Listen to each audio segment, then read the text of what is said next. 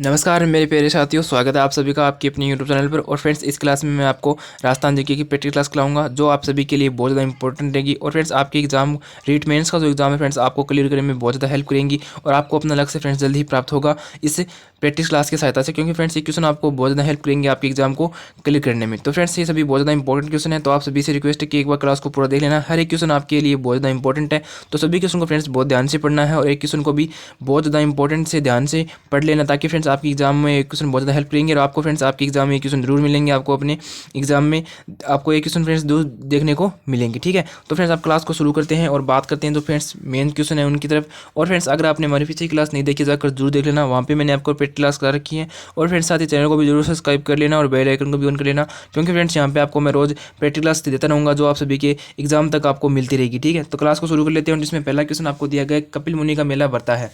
Option आपका ए है Bikaner, option आपका बी है कोलायत, ऑप्शन आपका जो सी है देशनोक, ऑप्शन आपका जो डी है करौली।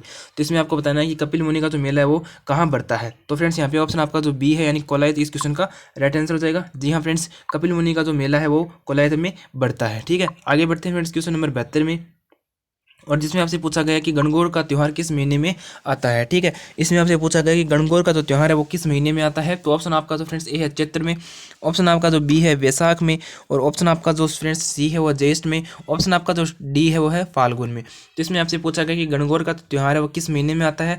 तो यहाँ पे फ्रेंड्स जो ऑप्शन आपका ए है यानी चैत्र इस क्वेश्चन का राइट आंसर हो जाएगा। जी हाँ फ्रेंड्स, गणगौर का जो त्यौहार है वो चैत्र महीने में आता है, तो ऑप्शन आपका यहाँ पे ए इसका सही आंसर हो जाएगा। ठीक है, अब आगे बढ़ते हैं क्वेश्चन नंबर 73 की तरफ, और इसमें आपसे पूछा गया किस दिन लील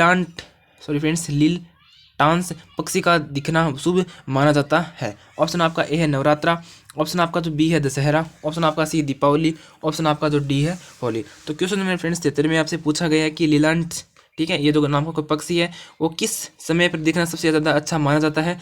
तो फ्रेंड्स ऑप्शन आपका जो बी है यानी यहाँ पे दशहरा इस क्वेश्चन का राइट आंसर हो जाएगा। जी हाँ फ्रेंड्स, दशहरा क्वेश्चन इस क्वेश्चन का राइट आंसर है। और आगे बढ़ते हैं फ्रेंड्स क्वेश्चन नंबर 74 में। ठीक है, तो यहाँ पे दिया गया है कि लड़की के जन्म पर थैली बताई जाती है, ये किस धातु की होती है।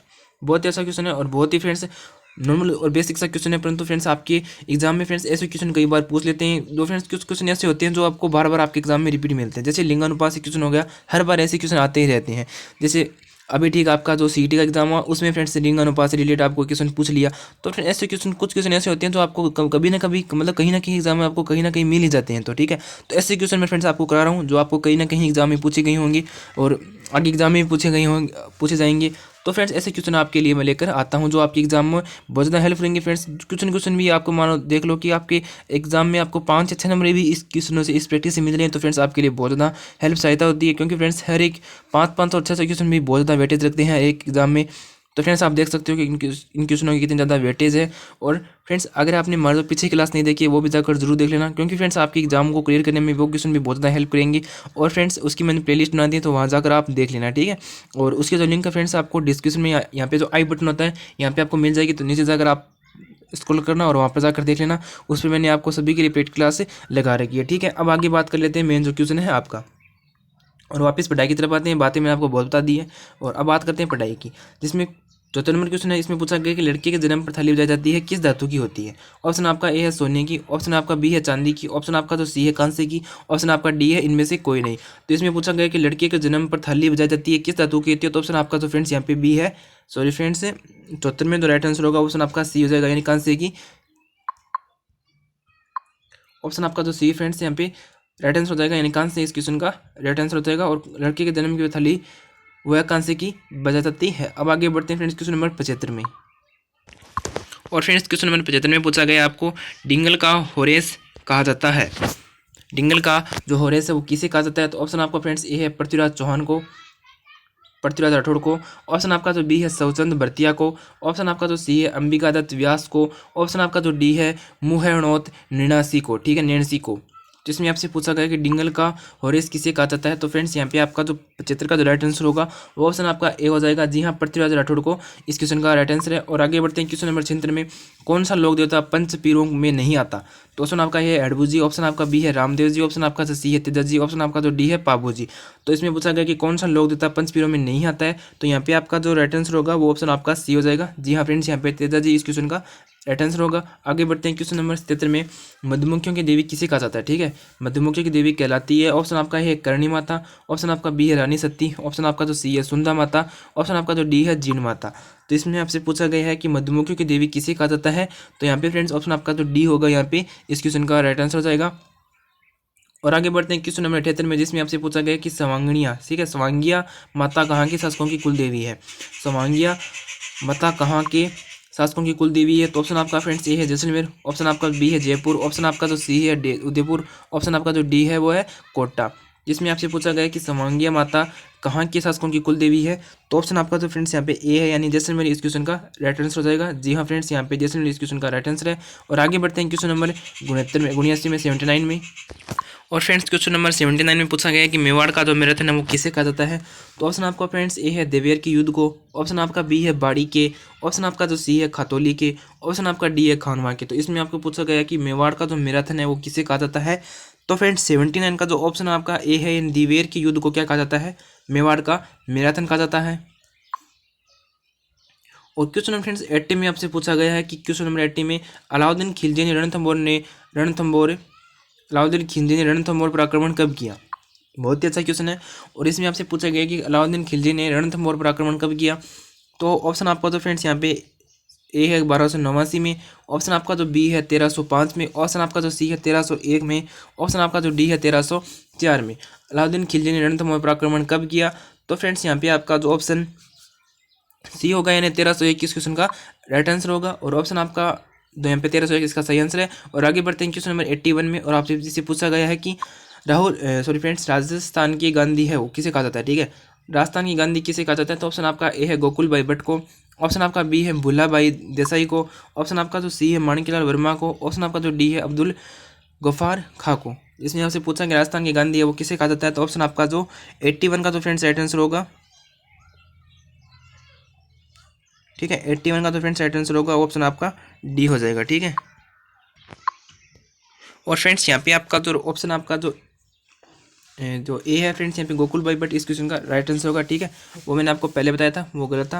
यहाँ पे ऑप्शन आपका तो फ्रेंड्स ए हो जाएगा, यानी गोकुल भाई बट इस क्वेश्चन का राइट आंसर है। और आगे बढ़ते हैं क्वेश्चन नंबर फ्रेंड्स 82 में, और इसमें आपसे पूछा गया है कि बीजक की पहाड़ी स्थित है। ऑप्शन आपका ए है बेराट में, ऑप्शन आपका बी है जयपुर में, ऑप्शन आपका जो सी है भरतपुर में, ऑप्शन आपका जो डी है कोटा में। तो इसमें आपको बताना है कि विजय की पहाड़ियाँ कहाँ पर स्थित है, तो ऑप्शन आपको तो फ्रेंड्स यहाँ पे ए होगा, यानी कि बेराट इस क्वेश्चन का राइट आंसर होगा। और आगे बढ़ते हैं क्वेश्चन नंबर 83 में, ठीक है। तो फ्रेंड्स ऐसे क्वेश्चन आते हैं वो कई बार एग्जाम में आते हैं, ठीक है। ये एग्जामिनर की फेवरेट क्वेश्चन होते हैं।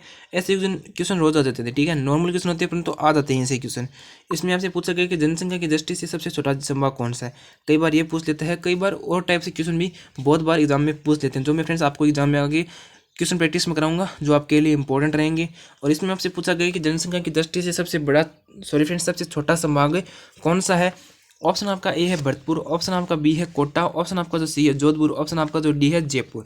इसमें आपको बताना है कि जनसंख्या की दृष्टि से सबसे छोटा संभाग कौन सा है।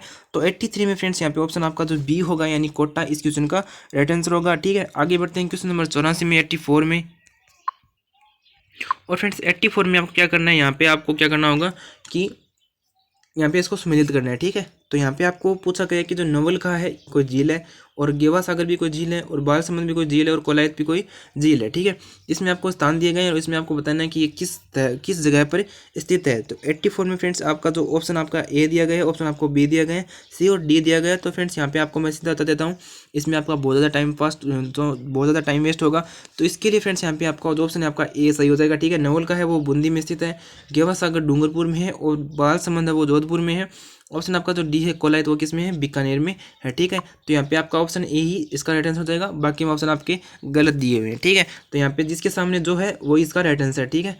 कोलायत का मैंने आपको पहले ही पढ़ाया था, तो ऐसे क्वेश्चन भी आपको पूछ लेते हैं एग्जाम में।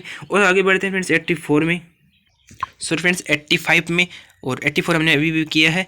तो जिन वनों पर पूर्ण सरकारी नियंत्रण होता है वे कहलाते हैं। ऑप्शन आपका ए है आरक्षित, ऑप्शन आपका बी है अवर्गीकृत, ऑप्शन आपका जो सी है सुरक्षित, ऑप्शन आपका जो डी है इनमें से कोई नहीं। तो इसमें आपको बताना है कि जिन वनों पर पूर्ण सरकारी नियंत्रण होता है वो कौन से कहलाते हैं।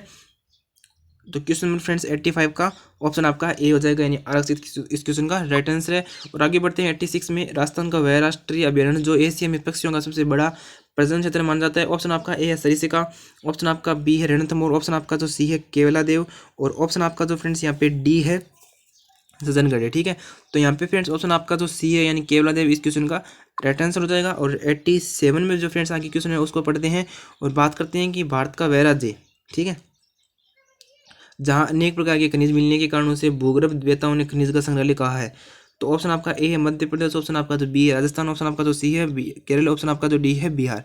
और फ्रेंड्स एक बात और, आपके कई बार ऐसे क्वेश्चन आते हैं जो आपके एग्जाम में आपको सीधा पता होना चाहिए। ठीक है, अब जैसे यही मान लो ये क्वेश्चन आ गया, तो भारत का जैसे कि आपके राजस्थान पुलिस हो गया, ठीक है, उसमें आपको यहाँ पे इसमें आपको कोस्ट में आपको ये दिया गया है कि राजस्थान जीके के आपके क्वेश्चन आएंगे। ठीक है, तो फ्रेंड्स आपको बाहर के जीके क्यों पूछेंगे, ठीक है, आपको बाहर के जीके क्यों पूछेंगे, आपको जो वर्ल्ड भारत लेवल का जो क्वेश्चन आता है वो आपको क्यों पूछेंगे, आपको सीधा राजस्थान जीके ही पूछेंगे। तो इस क्वेश्चन में फ्रेंड्स आप देख सकते हो कि इसमें आपसे पूछा गया है कि भारत का वह राज्य जहाँ अनेक प्रकार की खनिज मिलने के कारण उसे भूगर्भ वेताओं ने खनिज का संग्रहालय कहा है। तो फ्रेंड्स यहाँ पे आपका राजस्थान जीके की प्रैक्टिस हो रही है, तो यहाँ पे आपका बाकी जो ऑप्शन होने के सही चांस होने की कोई चांस ही नहीं है। तो ऑप्शन आपका यहाँ पे सीधे सीधा बी इसका राइट आंसर हो जाएगा। और ऐसे क्वेश्चन फ्रेंड्स आपको एग्जाम में जरूर मिल जाएंगे। तो यहाँ पे आपका ऑप्शन आपका बी इसका राइट आंसर है। और आगे बढ़ते हैं फ्रेंड्स क्वेश्चन नंबर 88 में। और फ्रेंड्स क्वेश्चन नंबर 88 में आपसे पूछा गया है कि पीली मिट्टी, ठीक है, लाल और पीली मिट्टी में लोहा अंश की प्रधानता एवं कार्बोनेट की कमी होती है, ये मिट्टी पाई जाती है। ऑप्शन आपका ए सवाई माधोपुर में, ऑप्शन आपका जो बी है अजमेर में, ऑप्शन आपका जो सी है सिरोही में, ऑप्शन आपका जो डी है ये सभी है। तो फ्रेंड्स इसमें आपको बताना है कि लाल पीली मिट्टी में लोहा अंश की प्रधानता एवं कार्बोनेट की कमी होती है, ये मिट्टी पाई जाती है। तो फ्रेंड्स यहाँ पे option A, option B, option C तीनों सही है, यानी ऑप्शन आपका जो डी इसका राइट आंसर हो जाएगा। ये सभी इस क्वेश्चन के राइट आंसर है। और क्वेश्चन नंबर 89 में पूछा गया कि अरावली पर्वतमाला की राजस्थान में लंबाई 550 किलोमीटर है। ठीक है, अरावली पर्वतमाला की राजस्थान में लंबाई 550 किलोमीटर है, ये किस जिले में सर्वाधिक विस्तृत है। ऑप्शन आपका ए है अजमेर में, ऑप्शन आपका बी है कोटा में, ऑप्शन आपका जो सी है उदयपुर में, ऑप्शन आपका जो डी है जयपुर में। तो इसमें आपको बताना है कि अरावली पर्वतमाला की राजस्थान में लंबाई 550 किलोमीटर है, ये किस जिले में सर्वाधिक विस्तृत है। तो फ्रेंड्स यहाँ पे आपका जो ऑप्शन सी होगा यानी उदयपुर इस क्वेश्चन का राइट आंसर हो जाएगा। अरावली पर्वतमाला की राजस्थान में लंबाई 550 किलोमीटर है, ये है उदयपुर जिले में सर्वाधिक विस्तृत है। और ऑप्शन आपका जो क्वेश्चन नंबर आपका फ्रेंड्स 90 घग्गर नदी के पार्ट को क्या कहते हैं, घग्गर नदी के पार्ट को क्या कहते हैं। ऑप्शन आपका ए है नाली, ऑप्शन आपका बी है जाली, ऑप्शन आपका जो सी है भांगर, ऑप्शन आपका जो डी है स्तूप। जिसमें आपको बताना है कि घग्गर नदी के पार्ट को क्या कहते हैं। तो यहाँ पे ऑप्शन आपका जो फ्रेंड्स ए होगा नाली इस क्वेश्चन का राइट आंसर है। और फ्रेंड्स आपको क्लास हमारी कैसी लगी हो, अगर आपको अच्छी लगी हो तो फ्रेंड्स क्लास को लाइक करना, चैनल को सब्सक्राइब करना, अपने दोस्तों में शेयर करना जो फ्रेंड्स आपके रीट के एग्जाम को देंगे 2022 का, सो फ्रेंड्स 2023 का मेंस का जो आपका 25 और 28 फरवरी को होगा। अगर फ्रेंड्स आपके दोस्त हैं वो भी तैयारी कर रहे हैं तो फ्रेंड्स उन्हें जरूर कमेंट करना। आपको फ्रेंड्स यहाँ पे आपकी एग्जाम तक प्रैक्टिस क्लास कराई जाएगी। और फ्रेंड्स आपकी एग्जाम को बहुत ज़्यादा तैयारी करने के लिए फ्रेंड्स प्रैक्टिस क्लास की बहुत ज़्यादा जरूरत होती है। तो फ्रेंड्स यहाँ पे आपको प्रैक्टिस क्लास करा रही है, तो आप क्लास को शेयर करना और वीडियो को लाइक करना, चैनल को सब्सक्राइब करना। और फ्रेंड्स क्लास कैसी लगी अपना फीडबैक जरूर देना, आपने इनमें से कितने क्वेश्चन सही किए ये अपना फीडबैक जरूर देना है हमें आपको। और फ्रेंड्स हम आपको मिलेंगे नेक्स्ट क्लास में, तब तक के लिए जय हिंद, वंदे मातरम।